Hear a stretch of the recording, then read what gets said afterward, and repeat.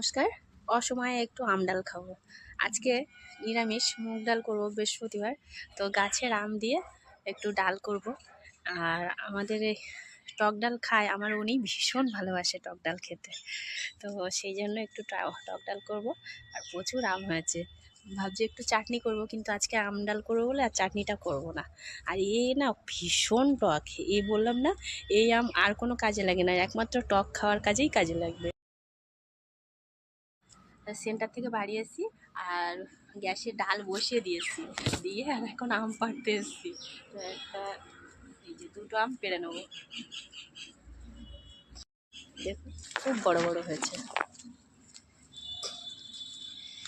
কেউ কাঁচা আম খেলে চলে আসবে আমাদের বাড়িতে। তো এই যে পারলাম, দুটো আম পারলাম। এবার এটা দিয়ে টক ডাল করবে, একটাতেই হয়ে যাবে। ওইদিকে মানে মুগ ডাল সিদ্ধ হচ্ছে কড়াতে, আর এদিকে আম পেড়ে নিয়ে এসেছি। তো এইভাবে আজকে আম ডাল। আম ডাল খেতে কে কে ভালোবাসে কমেন্টে কিন্তু অবশ্যই জানাবে, আর লাগলে অবশ্যই নিয়ে যাবে।